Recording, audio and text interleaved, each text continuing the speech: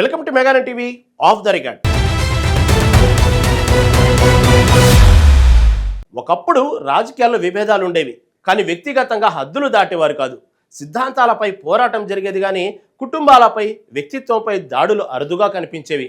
అప్పట్లో రాజకీయం అంటే ఒక హుందాతనం, కానీ ఇప్పుడు పరిస్థితి పూర్తిగా మారిపోయిందనే విమర్శలు వినిపిస్తున్నాయి. రాజకీయ పోరు క్రమంగా వ్యక్తిత్వ హననంగా మారుతుందా? ప్రత్యర్థులను విధానపరంగా ఎదుర్కోలేక వారి వ్యక్తిగత జీవితాలను రోడ్డుపైకి లాగుతున్నారా? ముఖ్యంగా ఏపీ రాజకీయాల్లో ఇప్పుడు ఇదే హాట్ టాపిక్. అసెంబ్లీలో చంద్రబాబు నాయుడు కుటుంబంపై జరిగిన వ్యాఖ్యల నుంచి నేడు టీటీడీ చైర్మన్ బిఆర్ నాయుడుని టార్గెట్ చేస్తూ సాగుతున్న సోషల్ మీడియా ప్రచారం వరకు అసలు ఏం జరుగుతుంది? ఇది ప్రజాస్వామ్యమా లేక డిజిటల్ దాడుల యుగమా?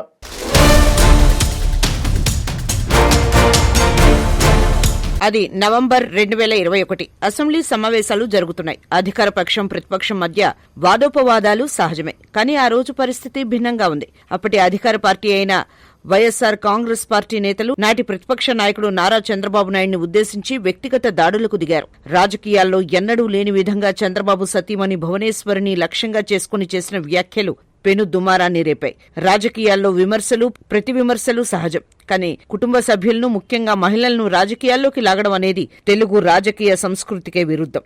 నాటి వైసీపీ ప్రభుత్వ నేతలు వాడిన భాష, చేసిన ఆరోపణలు సామాన్య ప్రజలను సైతం విస్మయానికి గురిచేశాయి.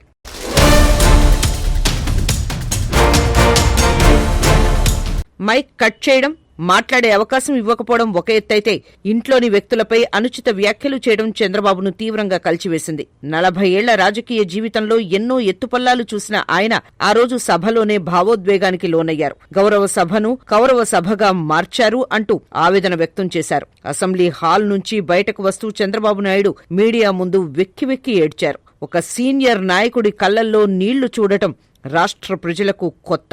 ఆ క్షణమే ఆయన ఒక నిర్ణయం తీసుకున్నారు. మళ్లీ ముఖ్యమంత్రిగానే ఈ సభలో అడుగు పెడతాను అని శపథం చేసి సభ నుంచి నిష్క్రమించారు. నాటి ముఖ్యమంత్రి వైఎస్ జగన్మోహన్ రెడ్డి నేతృత్వంలోని వైసీపీ శైలిపై మేధావుల నుంచి సామాన్యుల వరకు అందరూ పెదవి విరిచారు. అభివృద్ధి, సంక్షేమం కంటే వ్యక్తిగత దూషణలకే ప్రాధాన్యత ఇస్తున్నారనే విమర్శలు బలంగా వినిపించాయి.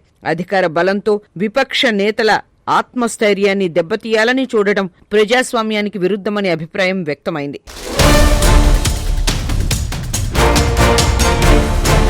తిరుమల తిరుపతి దేవస్థానం కోట్లాది మంది హిందువుల నమ్మకానికి ప్రతీక, కానీ గత కొంతకాలంగా టీటీడీ వార్తల్లో నిలుస్తోంది. కల్తీ నెయ్యి వ్యవహారం రాష్ట్ర వ్యాప్తంగా పెను సంచలనం సృష్టించిన సంగతి తెలిసిందే. సరిగ్గా ఇదే సమయంలో ప్రభుత్వం నియమించిన ఏకసభ్య కమిషన్ విచారణ ప్రారంభించాల్సిన తరుణంలో కొత్త చైర్మన్ బిఆర్ నాయుడిని లక్ష్యంగా చేసుకుని సోషల్ మీడియాలో విపరీతమైన ప్రచారం సాగుతోంది. పాత ఫోటోలు, వీడియోలు ఒక్కసారిగా తెరపైకి రావటం వెనక ఉన్న అసలు కథ ఏంటి? ఇది సహజంగా జరుగుతుందా లేక దీని వెనక ఏదైనా రాజకీయ వ్యూహం ఉందా అనే ప్రశ్నలు వెల్లువెత్తుతున్నాయి.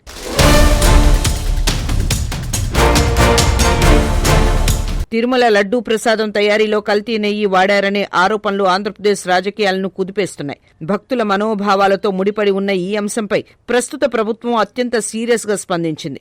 వాస్తవాలను నిగ్గు తేల్చేందుకు ఏకసభ్య కమిషన్ను రంగంలోకి దించింది. విచారణ ప్రక్రియ ఊపందుకుంటున్న తరుణంలో టీటీడీ బోర్డు పగ్గాలు చేపట్టిన బిఆర్ నాయుడు ఇప్పుడు సోషల్ మీడియాలో చర్చనీయాంశంగా మారారు. గత కొద్ది రోజులుగా బిఆర్ నాయుడుకు సంబంధించిన కొన్ని పాత ఫోటోలు, వీడియో క్లిప్పింగ్లు ఎక్స్, ఫేస్బుక్, వాట్సాప్ గ్రూపుల్లో వైరల్ అవుతున్నాయి. ఆయన గతంలో నిర్వహించిన వ్యాపారాలు, మీడియా రంగంలో ఆయన ప్రస్థానం, వ్యక్తిగత జీవితానికి సంబంధించిన దృశ్యాలను తవ్వి తీస్తున్నారు. ముఖ్యంగా ఆయన భక్తి భావనను, టీటీడీ చైర్మన్ గా ఆయన అర్హతను ప్రశ్నించే రీతిలో కొన్ని వర్గాలు ఈ ప్రచారాన్ని నడిపిస్తున్నాయి.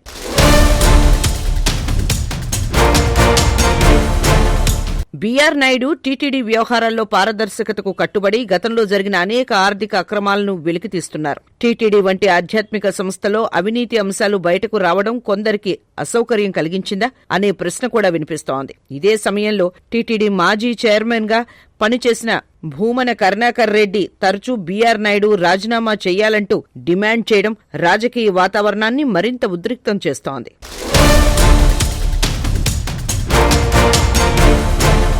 వైరల్ అవుతున్న ఫోటోలు, వీడియోల్లో అసభ్యత లేకపోయినా వాటిని రాజకీయ ఆయుధాలుగా ఉపయోగిస్తున్నారా? వ్యక్తిగత జీవితాన్ని ప్రస్తుత పదవితో ముడిపెట్టి ప్రచారం చేయడం ఎంతవరకు సముచితం అన్న చర్చ మొదలైంది. ముఖ్యంగా హిందువుల ఆరాధ్య సంస్థ అయిన టీటీడీ ప్రతిష్టకు ఇలాంటి వివాదాలు హానికరమన్న ఆందోళన కూడా వ్యక్తమవుతోంది. డిజిటల్ యుగంలో మార్ఫింగ్ వీడియోలు, ఏఐ సాంకేతికతతో తయారైన కంటెంట్ రాజకీయాల్లో కొత్త ట్రెండ్గా మారుతున్న తరుణంలో నిజం అబద్ధం తేడా గుర్తించడం ప్రజలకు సవాల్గా మారింది. ఒకవేళ ఆరోపణలు నిజమైతే చట్టపరమైన చర్యలు తీసుకోవాలి. కానీ అవి కేవలం ఇమేజ్ డ్యామేజ్ కోసం అయితే అది ప్రజాస్వామ్యానికి ప్రమాదకర సంకేతమని విశ్లేషకులు అభిప్రాయపడుతున్నారు.